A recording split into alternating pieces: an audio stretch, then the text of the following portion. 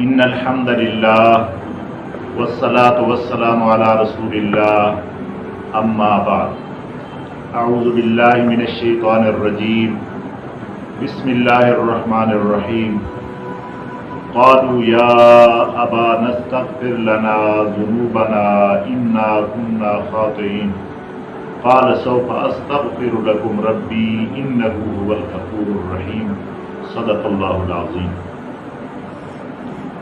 محترم سامعین، پچھلے درس میں بات یہاں تک پہنچی تھی کہ یوسف علیہ السلام کے بھائی کرتا لے کر اپنے ابا حضرت یعقوب علیہ السلام کے پاس پہنچ گئے، کرتا دیا۔ حضرت یعقوب علیہ السلام نے اپنے چہرے انور پر پھیرا، اللہ تعالیٰ نے بینائی لوٹا دی اور انہوں نے آ کر یوسف علیہ السلام کی خوشخبری دی کہ یوسف علیہ السلام زندہ حیات ہیں اور وہی مصر کے بادشاہ ہیں۔ تو حضرت یعقوب علیہ السلام نے فرمایا کہ آپ لوگوں نے اچھا نہیں کیا میرے ساتھ، 40 سال مجھے تڑپایا اور کبھی بھی آپ نے حقیقت نہیں بتائی، تو یہ اچھا نہیں کیا۔ بلکہ یعقوب علیہ السلام نے حضرت یوسف علیہ السلام کا خون آلود کرتا چھپا کے رکھا ہوا تھا، وہ لے آئے اور اپنے بیٹوں کو دکھایا کہ میں نے یہ چھپا کے رکھا ہوا تھا، دیکھ لو یہ تم نے اس پر خون لگایا تھا۔ بڑے پریشان ہوئے اور کہنے لگے، قالوا کہنے لگے، یا ابا نستغفر لنا ذنوبنا انا كنا خاطئین، اے ابا جان ہمارے اس گناہ کو معاف کر دیجئے، بے شک ہم اعتراف کرتے ہیں کہ ہم ہی خطاوار ہیں، ہم نے بہت غلطی کی، بہت گناہ کیا، آپ کا دل دکھایا، آپ ہمیں معاف فرما۔ تو حضرت یعقوب علیہ السلام نے فرمایا نہیں، ابھی نہیں۔ قال سوف استغفر لكم ربی انہ هو الغفور الرحیم، میں عنقریب بخشش مانگوں گا تمہارے لیے اپنے رب سے، کیونکہ وہ بہت بڑا غفور الرحیم ہے۔ میں ابھی آپ کے لیے بخشش نہیں مانگ رہا، پھر کبھی مانگوں۔ مفسرین کرام کی دو رائے ہیں۔ ایک رائے تو یہ ہے کہ ان کا جرم بڑا تھا اور یعقوب علیہ السلام ان کو ان کے جرم کا احساس دلانا چاہتے تھے کہ تم بخشنے کے لائق نہیں ہو، بہت بڑا گناہ کیا، بھائی کے ساتھ بھی، ایک نبی کے ساتھ بھی، اور والد کے ساتھ، وہ بھی نبی ہے، 2 نبیوں کے ساتھ آپ نے یہ بڑا ظلم کیا، بہت پریشان کیا، تم اتنا جلدی بخشے جانے کے لائق نہیں ہو، بڑا سنگین جرم کیا، تاکہ ان کو اپنے جرم کا احساس ہو۔ ان کو احساس ہوا تو وہ بنیامین کے پاس گئے کہ آپ ابا کے منظور نظر ہیں، ابا کے لاڈلے بیٹے ہیں، آپ ہماری سفارش کریں۔ تو حضرت بنیامین نے اپنے ابا سے سفارش کی، پھر بھی حضرت یعقوب علیہ السلام نے معاف نہیں کی۔ ماں کو کہا کہ آپ ہمارے لیے سفارش کریں، ان کی ماں نے بھی حضرت یعقوب علیہ السلام کو سفارش کی، لیکن یعقوب علیہ السلام نے فرمایا نہیں، ان کو ابھی تھوڑا فکر مند ہونے دو، ان کو تھوڑا احساس ہو جائے، پھر میں ان کے لیے معافی جو ہے وہ مانگوں گا اللہ تعالیٰ سے، تاکہ یہ بھی تھوڑا دل میں رجوع کر لیں، اللہ کو یاد کر لیں، اپنے گناہ کا احساس کر لیں، میں بھی دعا مانگوں اور اللہ بھی معاف کر لیں۔ کچھ وقت لگے گا۔ کچھ مفسرین کرام کی آراء یہ ہے کہ حضرت یعقوب علیہ السلام کے دل میں وہ بات نہیں تھی، لیکن حضرت یعقوب علیہ السلام نے یہ فرمایا کہ سوف استغفر لکم ربی، کہ میں عنقریب ان کے لیے بخشش مانگوں گا اپنے رب سے، یعنی تہجد کے ٹائم۔ تہجد کے ٹائم جو ہوتا ہے وہ قبولیت کا ٹائم ہوتا ہے، اس وقت وہ اور فکر میں تھے. حضرت یوسف علیہ السلام کی بشارت مل گئی تھی، توجہ اس طرف تھی، اپنے بیٹے کی طرف توجہ تھی. تو انہوں نے کہا جو صبح تہجد کا ٹائم ہوتا ہے، یکسوئی کا ٹائم ہوتا ہے، اللہ اور بندہ آمنے سامنے راز و نیاز میں مشغول ہوتے ہیں، تو میں اس وقت معافی مانگوں گا. تو حضرت یعقوب علیہ السلام نے معافی کی، یعنی مہلت ان کو دے دی کہ پھر کبھی معافی مانگو. اس کے بعد بھائیوں نے حضرت یعقوب علیہ السلام کا پیغام سنایا کہ حضرت یعقوب علیہ السلام نے ساتھ یہ بھی فرمایا ہے کہ آپ سارا خاندان میرے پاس مصر میں آ جائیں.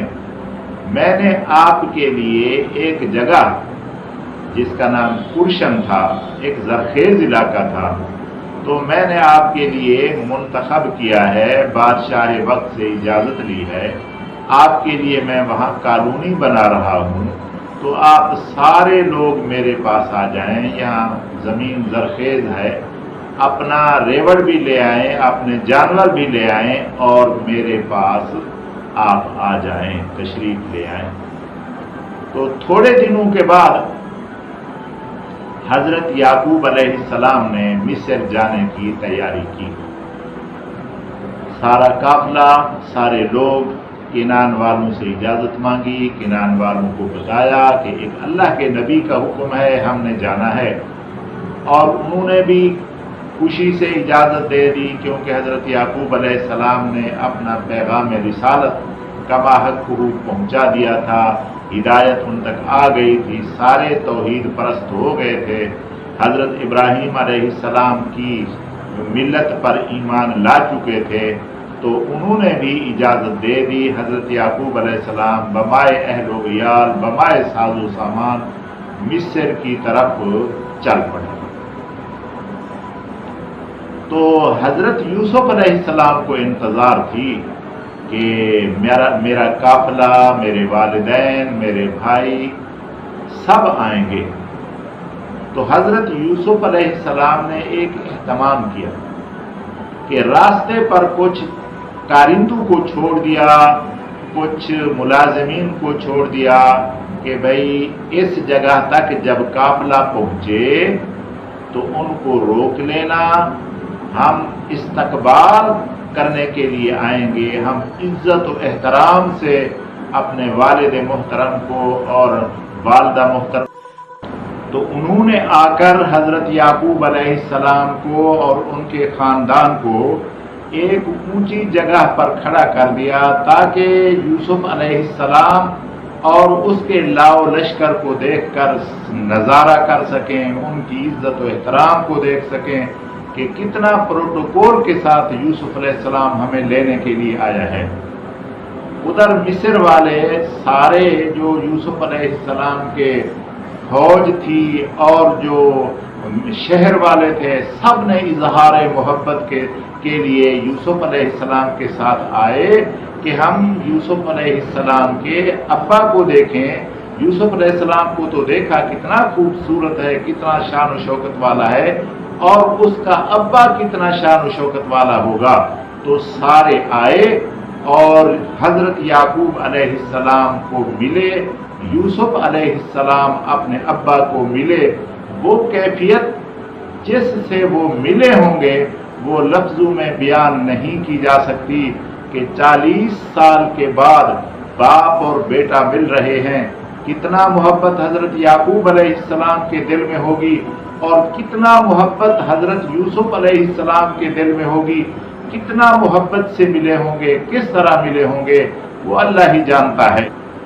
تو بہرحال جب ملے تو اللہ تعالیٰ نے اس بات کو یوں ذکر فرمایا وَلَمَّا دَخَلُوا عَلَى يُوسُفَ آوَى إِلَيْهِ. جب یعقوب علیہ السلام مصر میں پہنچے، یوسف علیہ السلام کے پاس پہنچے، تو یوسف علیہ السلام نے ان کو ٹھکانہ دیا. آوا الیہ کا معنی استقبال کیا، ٹھکانہ دیا، عزت دی، پروٹوکول دیا، اور راستے میں آ کر جو ہے نا وہ ملے. ملنے کے بعد پھر فرمایا وَقَالَ ادْخُلُوا مِصْرَ إِنْ شَاءَ اللَّهُ آمِنِينَ. یوسف علیہ السلام نے فرمایا ابا جان مصر میں داخل ہو جاؤ، انشاءاللہ امن سے رہو گے، باقی زندگی سکون سے گزرے گی، امن و سکون سے گزرے گی۔ تو یعقوب علیہ السلام حضرت یوسف علیہ السلام کے ساتھ تشریف لے گئے، وہاں بادشاہ سے ملاقات ہوئی، اپنی باؤں سے ملاقات ہوئی، پوتوں سے ملاقات ہوئی، سب مل کر خوش ہوئے، اور حضرت یعقوب علیہ السلام بھی ان سے مل کر بہت خوش ہوئے۔ اور یوسف علیہ السلام نے کیا کیا؟ فرمایا وَرَفَعَ أَبَوَيْهِ عَلَى الْعَرْشِ، وَرَفَعَ بلند کیا، ابویہ اپنے والدین کو، علی العرش مسند پر، بیڈ پر، اونچی جگہ پر، یعنی پلنگ پر ان کو عزت سے بٹھا دیا، اور خود پھر شاہانہ لباس مزید پہن کر، تاج مزید پہن کر، خوبصورت مزید بن کر پھر اپنے والدین کو، بہن بھائیوں کو ملنے کے لیے آئے۔ جب شان و شوکت سے ظاہر ہوئے تو حضرت یعقوب علیہ السلام نے اور ان کی بیوی نے اور سب بھائیوں نے وَخَرُّوا لَهُ سُجَّدًا، سب سجدے میں گر گئے۔ یوسف علیہ السلام کو سجدہ تعظیم کیا، سجدہ تعظیم کیا۔ یہ سجدہ عبادت نہیں تھا، یہ سجدہ تعظیم تھا۔ تعظیم کا سجدہ اس وقت جائز تھا، حضرت یعقوب علیہ السلام کی شریعت میں جائز تھا، یہ سجدہ نہیں۔ نبی کریم صلی اللہ علیہ وآلہ وسلم میں تعظیمی سجدہ بھی جائز نہیں ہے۔ بہرحال سجدے پر کبھی بات کریں گے۔ تو جب انہوں نے سجدہ کیا، یوسف علیہ السلام نے فرمایا قال یا ابت ھذا تأویل رؤیای من قبل، اے میرے ابا جان یہ وہ میرے خواب کی تعبیر ہے جو اس سے پہلے میں نے دیکھا تھا، جو بچپن میں نے خواب دیکھا تھا کہ سورج اور چاند اور 11 ستارے مجھے سجدہ کر رہے ہیں۔ آج اس خواب کی تعبیر پوری ہو گئی ہے، سورج اور چاند ماں باپ کی شکل میں دیکھ رہا ہوں، 11 ستارے بھائیوں کی شکل میں دیکھ رہا ہوں۔ اس سے اگلی بات انشاءاللہ اگلے درس میں اللہ تعالیٰ مجھے اور آپ کو ان قرآن ارشادات پر عمل کرنے کی توفیق عطا فرماوے۔ وآخر دعوانا الحمدللہ رب العالمین۔ السلام علیکم ورحمۃ اللہ وبرکاتہ۔